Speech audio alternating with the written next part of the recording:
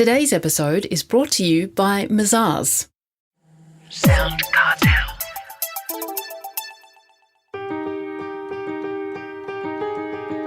From SoundCartel, I'm Nicole Goodman, and this is Business Essentials Daily.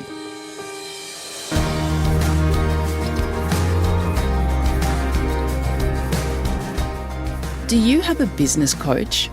They can help motivate you, provide valuable experience and keep you accountable.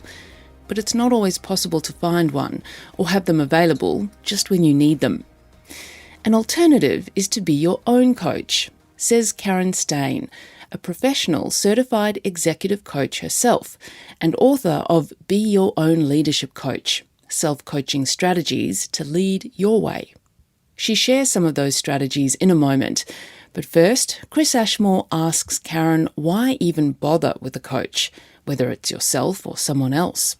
I think there's many benefits. I mean, we're finding that business owners are time poor. Everybody's extraordinarily busy and the world is becoming much more complex and uncertain. So it's requiring our thoughts and our time to go across lots and lots of things. And particularly when you're a business owner, you're very connected with the business that you're running. And so you find that you have time for everything but yourself. So the benefits of actually stopping and finding yourself a leadership coach really can help you pause and recognize what's happening for you, what's working well, and what could otherwise be working differently to try and enable you to be your best self. So it's having the access to someone who can help you alter your perspective, build out your insights, help you see what perhaps you're not necessarily seeing or feeling or hearing to enable you to perhaps make some different choices towards your goals. It's not always possible to have a coach though, is it? No, it can be challenging. I mean, coaches require you to make a booking, to identify the right type of coach that would suit your needs, to have funding available to pay for that coach. So it's true, sometimes that coach isn't going to be necessarily available for you because of access or logistics. And it's also quite possible that you're faced with issues where you just don't have a coach in that moment to call upon. So it might be that you don't always have that possibility to access the coach as you need them. So what's the answer then? Is it to be your own leadership coach, is it? That's my thinking. I mean, I'm not to say that there's not value in having an external coach. I think there's a huge amount of value, but I think if we're able to equip ourselves with more coaching strategies so we can self-coach ourselves and be our own leadership coach, then we're better able to support ourselves in those moments. And then we can be available to have more nuanced conversations with those external coaches when and as we actually connect with them to have deeper conversations. So I think I try and think of it about every day is you can start your day putting on your virtual backpack, filling it up with your self-coaching strategies and feeling that you're enabled and equipped by having those with you throughout the day, reaching into your backpack as you need them and pulling out the strategy that helps you in the moment. I think that's a nice alternative to be allowing you to be your own leadership coach and support yourself with what comes your way. So what does it look like for a business owner who wants to do their own self-coaching? Where does it start? What tips do you have? I think the first time is recognising it takes a little bit of time to learn some strategies. And as I mentioned earlier, everybody's very busy. So I think the first tip would be just stopping and pausing and recognising that the more that you focus on yourself to be your best self, the greater the ease you'll have of being your best self as you lead others. So if you actually make some time for personal reflection, some time to ask yourself some reflective questions, to notice what's working well for you, perhaps what's not, to try and identify maybe some patterns of behaviours or maybe some assumptions or biases that you're carrying and stop and test those to understand whether or not they're actually true. The more you do that, the more you'll be able to start making some more informed decisions through access to information. And when we're short of time, the easiest thing to do is say, yeah, I'll do it later. And so if you're actually very determined and you actually put something in your diary, once a week, I call it joining the 1% club.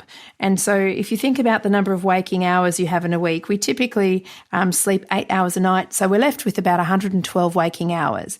If you take just 1 hour, which is actually less than 1%, but I like to round it up.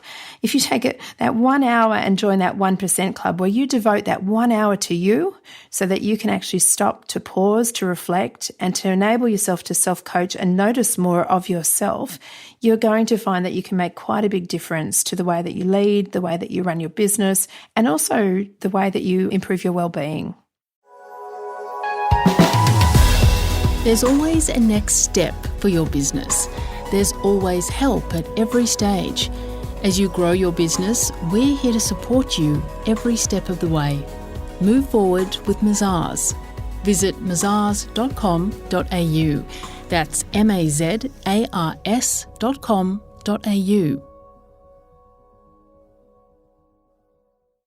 How do you know if you're actually a good leader? It's a good question. Sometimes people make an assumption that they're a good leader and have their own self-reflection, but I think the best thing is to actually seek feedback. And so the more that we have insights about what is our impact, is that impact something that is enduring in our absence? Are people feeling motivated, inspired and engaged when I've left the room, or are they feeling otherwise? So if I can find some trusted people, some trusted colleagues or teammates and seek some feedback as to what they're finding of my leadership style, how is it impactful, how could it be improved, what's working well and what could I perhaps do differently, I think that's going to help me.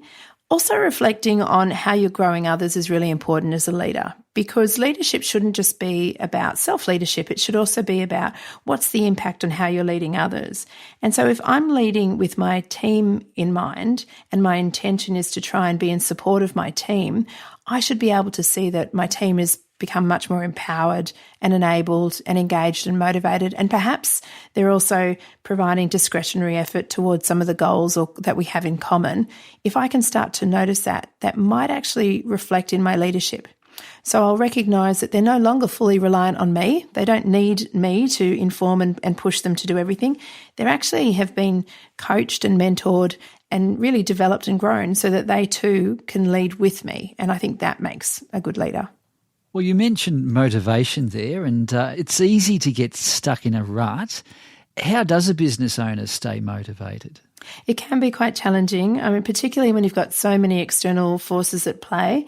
The main thing is to really come back to why you're doing it. If you come back to your purpose, it's so much easier to recognise why it matters to you and why you matter. And when we know why we matter, we feel of significance, we feel of worth, we feel that we're of value and we're also adding value. And if I can recognise those circumstances where I do feel that I matter, I'm much more likely to be motivated to continue with my goals. If my goals are externally motivated, for instance, if I'm in a business and I have a customer who's insisting I supply something and it's very challenging for me to do so and I don't feel particularly engaged towards that goal, I might want to think about my mindset. How do I alter my mindset away from something where somebody's told me I must do something to something that maybe I should do because it's probably in the best interests of the business relationship? Maybe it's something I'd even like to do because it's my speciality and I'm really proud of the work that we do or the products that we design and develop and sell. And maybe at some point I might even love doing it. So it's about how do I alter my mindset from that external motivation to something that's much more intrinsic to me.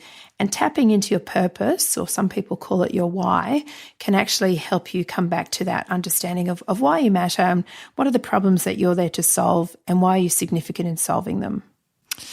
Any final thoughts on being a leadership coach? Well, I think the main thing is when you're looking at being your own leadership coach is practice and try and extend yourself to learn further strategies by stopping to notice of yourself. What's your leadership impact? Become much more intentional and mindful of what you're doing. So bring due attention to your actions, to your behaviours, to your cognitions, and then allow yourself to make better choices around it. But I think the most important thing is enjoy it. If you're not enjoying the discovery of self and trying to see the impact that you can have, it does make it so much harder to coach yourself to be of your best. So the more that we can enjoy things, the greater our well-being. And I think really that's what life's all about, is having a much more positive impact on ourselves and also on others. That was Executive Coach Karen Stein.